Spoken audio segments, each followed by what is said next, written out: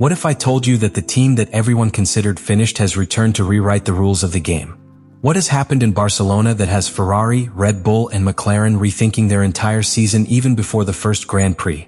Barcelona, January 26, 2026. A Monday that, to the eyes of the common spectator, seemed like a simple preseason rehearsal, but inside the paddock marked the beginning of a tectonic transformation. Under a pale blue sky and cool temperatures, 7 of the 11 teams on the grid deployed their 2026 cars for the first time on the Catalan track. The expectation was high, but the expectations were conservative. New technical regulations, uncertainty about the integration of the hybrid system, questions about reliability, and a very limited understanding of the real performance of the cars. It was the first chapter of a completely new era, and everyone expected hesitations, failures, and progressive discoveries. But what happened was another story.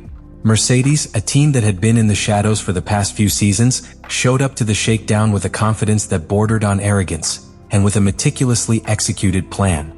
George Russell and Kimi Antonelli not only completed a combined 149 more laps than any other team on track, but they did so with an operational cleanliness that left everyone speechless. There were no crashes, configuration errors, mechanical incidents, or piloting errors. Russell closed the afternoon session with the second fastest unofficial time, running a 1 minute and 18.696 seconds on medium compound tires, without even using aggressive engine maps. And Antonelli, despite being in only his second season as an F1 driver, was just as impressive. 56 clean and consistent laps, finishing fourth in the day's overall standings. The magnitude of the impact is not limited to the stopwatch. The message that Mercedes sent to the rest of the paddock was clear and brutal. They dominate the regulations. They don't understand it, they lead it. While the other teams were still trying to adjust basic settings and stabilize hybrid systems, Mercedes was already collecting in-depth data, testing downforce variations, simulating long runs, and, most critically, conveying a technical confidence that no other team could replicate. In a context where every minute on the track is valuable due to the technological leap that the new regulations represent, this type of preparation is simply devastating. What on paper was a day of exploration became a declaration of power. Mercedes did not come to Barcelona to test. It confirmed what they already knew internally: they are ahead. And this generates an immediate and visceral conflict. Because when a historically dominant team reappears with such force on the first try, the ghosts of the past resurface for everyone else. The entire paddock felt it. Ferrari technicians began to reorganize their analysis protocols. Red Bull engineers left crestfallen after reviewing the time sector by sector. Even McLaren, the defending champion, took note with trepidation. What Mercedes demonstrated that Monday was not speed, it was absolute control of the process. And in Formula One, that's worth more than any fastest lap. While the stopwatches and timesheets pointed to Mercedes as the silent reference for day one in Barcelona, a much more dangerous tension was beginning to brew in the corridors of the paddock. A tension that is not measured in tenths but in principles. Because what Mercedes took to the track that Monday was not just a fast and reliable car. It was the result of a surgical and controversial interpretation of the 2026 technical regulations that has ignited a political, technical, and ethical storm at the heart of Formula One. The key is in a figure that, for the casual fan, could go unnoticed: 16:1. That is the maximum compression ratio allowed by the new regulations for internal combustion engines. A concrete, inflexible, and apparently clear number. But the devil, as always in F1, is in the details. The regulation stipulates that this ratio must be measured under ambient temperature conditions, that is, with the engine cold. And it is precisely there where Mercedes, together with Red Bull powertrains, found the weak point in the design of the regulations. If the official measurement is done with the engine cold, what prevents the ratio from changing once the engine enters its normal operating temperature? The technical response was as brilliant as it was controversial. Mercedes designed an engine assembly that, thanks to advanced metallurgical materials, controlled thermal expansions, and specific internal geometries, increases its effective compression ratio during normal track operation. This not only respects the letter of the regulation, shapes it in your favor. And the impact on performance is direct. A net gain of between 10 and 15 additional horsepower is estimated. In qualifying or short stint conditions, this is equivalent to an improvement of between 2 and 3 tenths per lap. In an era where the margin between first and fourth can be half a second, that kind of advantage is a sentence. But this is not just a technical triumph. It is a political missile. Because in a sport where power units are frozen for entire cycles, and where teams are prohibited from implementing substantial improvements until 2027, this structural advantage is, in practice, permanent throughout the season. Cannot be copied. It cannot be countered. All that remains is to protest. And that is exactly what is happening. Ferrari, Audi, and Honda have taken their disagreement directly to the FIA.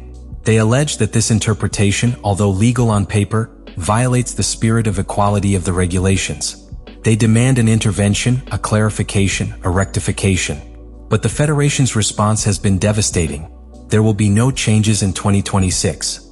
Nicholas Tombatsis, the FIA single-seater technical director, confirmed that any modification to the measurement protocol will only come into force in 2027, thus giving Mercedes and Red Bull to a lesser extent an armored structural advantage for at least 12 months. These types of decisions have precedence. In 2014, Mercedes built its hegemony on an equally contested technical foundation, a hybrid engine architecture that, while valid, was impossible for its rivals to replicate for years.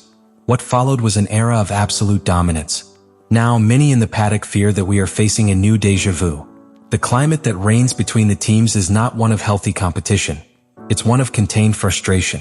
James Key, Audi's technical director, put it bluntly, "If we can't copy it and it's not banned, then what kind of technical equality are we promoting?" The rules have been hacked, and those who came late to the party are not only at a disadvantage. They are condemned to live with it without the possibility of a real response throughout the season. What Mercedes has done is not illegal. He is brilliant, but he is also ruthless. And in a championship that is just beginning, that combination of legality and technical superiority can be as definitive as a checkered flag. Because in Formula One, winning is not always a matter of being the fastest. Sometimes, it's enough to be the cleverest at the right moment.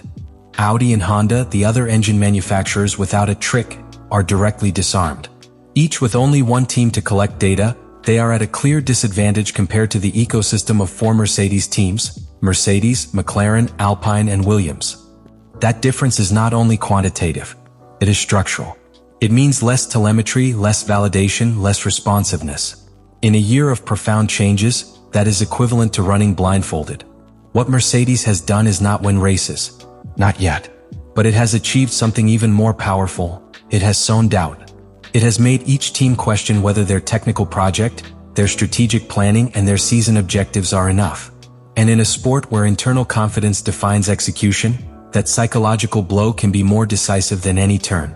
Mercedes has not yet won a single race in 2026. It has not lifted trophies, broken qualifying records, or mastered Sunday strategies. But what they did in Barcelona was something deeper, more invisible, more disturbing. Because it wasn't a fast lap or a perfect stint simulation. What Mercedes brought to the table that day was the reaffirmation of an engineering philosophy that had been dormant.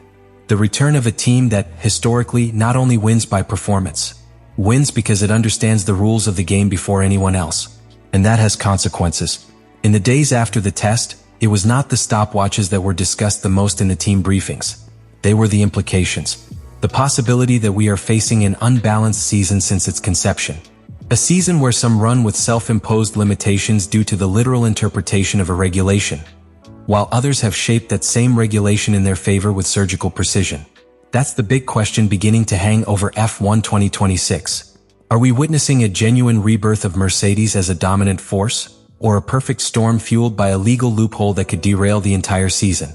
How much of this is legitimate merit of smarter equipment, and how much is a symptom of poorly formulated and poorly policed regulation?